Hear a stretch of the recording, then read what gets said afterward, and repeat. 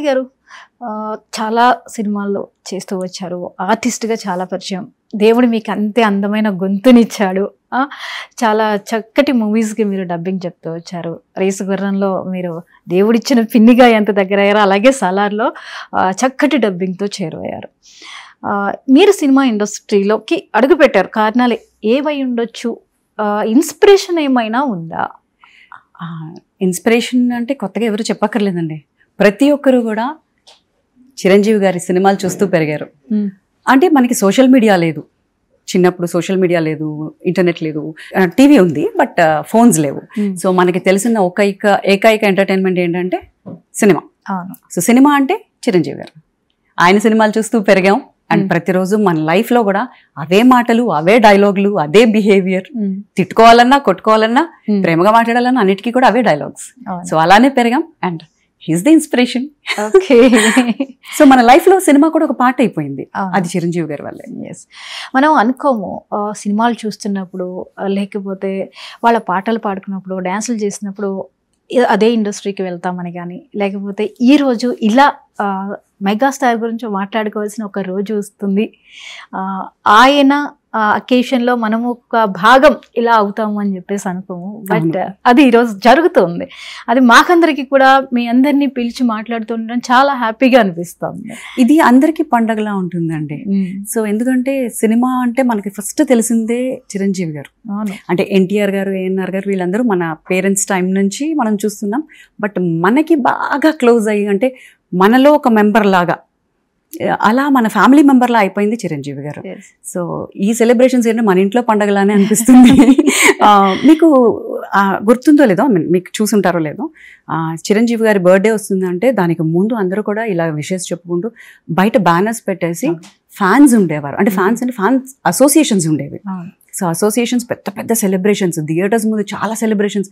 ప్రతి ఒక్కరింట్లోంచి అక్కడికి వెళ్ళి థియేటర్స్ ముందు డాన్సులు చేసుకుంటూ అని ఏంటంటారు, ఫుల్ మాస్ ఇంత సెలబ్రేషన్స్ ప్రతి ఇంట్లో జరిగేవి. అవునవును. మీరు చదువుకునే స్టేజ్లో కావచ్చు, లేదా చిరంజీవి గారి సినిమాల గురించి మీకు అవగాహన వచ్చిన తర్వాత మీరు బాగా ఇష్టపడిన మూవీ ఏంటి? శంకర్ దాదా అంటే ఒక లైవ్లీ ఎమోషనల్ సెంటిమెంట్ ఉంటుంది, ఎంటర్టైన్మెంట్ ఉంటుంది. ఒక 100 సార్లు చూసినా కూడా అది ఎప్పుడు అలానే ఉంటుంది. అందులో చిరంజీవి గారి నడక ఉంటుంది చూడండి, శంకర్ దాదా అది చెప్పరా, మీ వాయిస్ లో వినాలని ఉంది.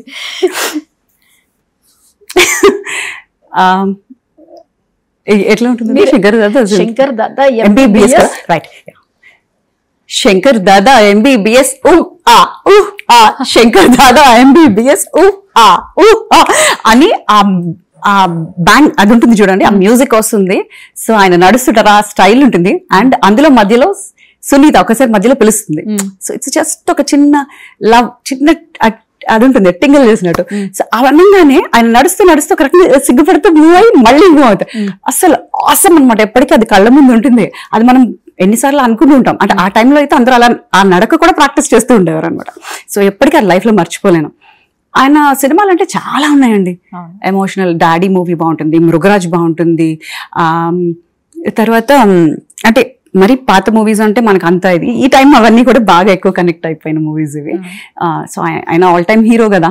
సో ఇప్పుడు అది ఎందుకు అవేంటంటే ఆ కొంచెం మాస్ కామెడీ ఇవన్నీ బాగా ఎక్కువ నాకు నచ్చుతాయి అనమాట. ఆయన డైలాగ్ వేయటం కూడా అలాగే వేస్తారు. శంకర్ దాదాలో సనైటా అని చదువుతారు. In front there is crocodile festival. అదే ఉంటుంది.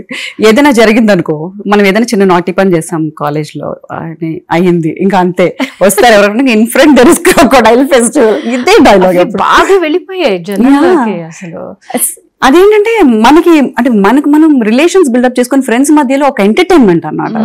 సో అలా ఉంటేనే లైఫ్ లైవ్లీగా ఉండింది. ఇప్పుడు కంటే అప్పుడే అనిపిస్తుంది. సో అది బాగుంటుంది, అలాంటి డైలాగ్స్ అన్ని. అది ఎవర్గ్రీన్.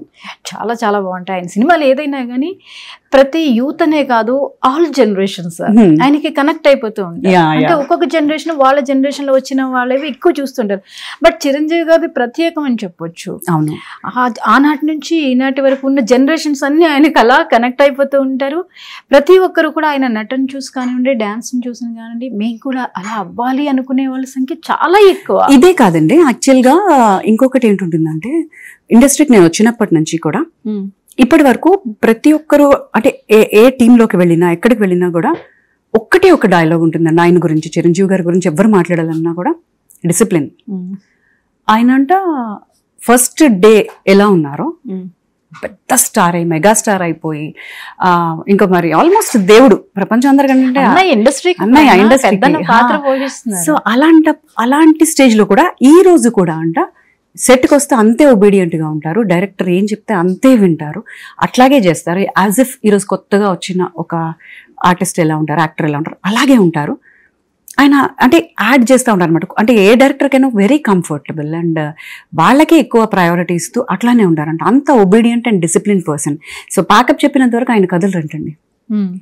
అది ప్రతి ఒక్కరు అదే మాట్లాడుకుంటారు అనమాట. ఆయన ఎలా ఉంటే నిజంగానే ఎవరైనా సక్సెస్ఫుల్ అవుతారు. సో అది ఫాలో అయితే నిజంగా సీరియస్లీ అది ఆయన దగ్గర నుంచి అందరూ నేర్చుకోవాల్సిన విషయం. ఇక్కడే కాదు, ఇండస్ట్రీ అనే కాదు, పర్సనల్ లైఫ్ తీసుకోండి మీరు. అక్కడ కూడా ఎంత ప్రేమగా ఉంటారు. మీరు ఇప్పుడైతే సోషల్ మీడియాలో నేను చూసాను, నేను పర్టికులర్లీ ఆయన రీల్స్ చూస్తూ ఉంటాను అనమాట. కిచెన్ లోకి వెళ్ళి చేయడం కానీ ఏదైనా వాళ్ళ మదర్ కి దోశ వేసి పెడతారు. చాలా అది ఎంత అంటే ఎంత ప్రేమగా ఉంటారు, ఎంత బాగా చూసుకుంటారు. ప్రతి రిలేషన్ కూడా అట్లానే ఉంటుంది. సో అది నిజంగా ఆయన చూసి మనం నేర్చుకోవాలండి.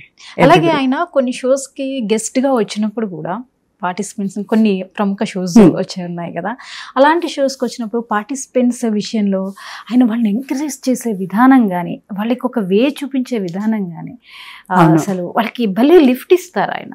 అంటే ఆయన బ్లడ్ లో ఉందండి అది. Always energetic. ఎప్పుడు యంగ్స్టర్స్ అట్లా ఆయన అంటే from heart he's young always. So అంటే లుక్స్ వైజ్ కూడా ఇప్పుడు యంగ్, చాలా యంగ్ గా ఉన్నారు. And from heart he's always young. ఎప్పుడు కూడా అదే స్వీట్ గా అంతే అలాగే ఉంటారు. అంటే మీకు ఎలా అనిపిస్తుంది అంటే యూ డోంట్ ఫీల్ లైక్ ఒక స్టార్ అనిపించదు, ఏదో మన ఫ్రెండ్లే అన్న ఫీలింగ్ వస్తుంది ఎవరికైనా కూడా. ఆ స్టేచర్ మర్చిపోతారు యాక్చువల్ గా. ఆయనతో మాట్లాడుతున్నంతసేపు మన ఫ్రెండే అన్న ఫీలింగ్ వస్తుంది. So he'll create that. So ఆయన అంతే, అంటే ఆయన కొత్తగా ఏం చేసింది లేదు, హీస్ లైక్ దట్. మీరు మెగా ఫ్యామిలీలో ఒకరితో స్క్రీన్ షేర్ చేసుకున్నారు, దేవుడిచ్చిన పిన్ అయ్యారు అందరికీ. నెక్స్ట్ మళ్ళీ ఎలాంటి క్యారెక్టర్తో వస్తారని అయితే వెయిట్ చేస్తున్నాం. అదే గనక నెక్స్ట్ మీకు మెగాస్టార్ మూవీలో గనక వస్తే మీకేమైనా రిక్వైర్మెంట్స్ ఉన్నాయా? అయ్యో, నా లైఫ్ టైం డ్రీమ్ అండి అది. ఓకే, సీరియస్లీ మెగాస్టార్ ఆయన్ని చూడాలనే ఎన్నిసార్లు, అసలు చాలాసార్లు ఏదైనా మీటింగ్స్కి అలా వెళ్తుండేదని. పర్టికులర్లీ మా మీటింగ్లో ఎప్పుడైనా ఆయన వస్తారంటే కంపల్సరీగా వెళ్తారు అనమాట. ఆయన ఒకసారి చూద్దాము అని. కనిపిస్తే చాలు ఆబ్వియస్లీ కనిపిస్తే చాలు. అయితే మనం చిన్నప్పుడు అలానే అనుకునేవాళ్ళం. అట్లీస్ట్ ఇప్పుడు నేను ఇండస్ట్రీలో ఉండడం, ఆయన చూడగలుగుతున్నాము అంటే అందులో ఆ ఫ్యామిలీలో ఒక మెంబర్. సో నిజంగానే సీరియస్లీ ఎప్పటి నుంచో ట్రై చేస్తున్నాను, నాకు ఎందుకో సమ్హౌ వర్కౌట్ అవ్వలేదు. సో ప్లీజ్ సార్ ఒక్క అవకాశం ఇప్పించండి సార్, మీ పక్కన ఒక్కసారి స్క్రీన్ షేర్ చేసుకుంటే చాలు. I'm seriously waiting for that.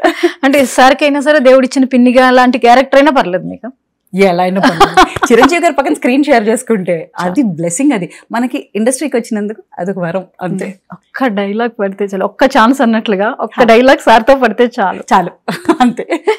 Super.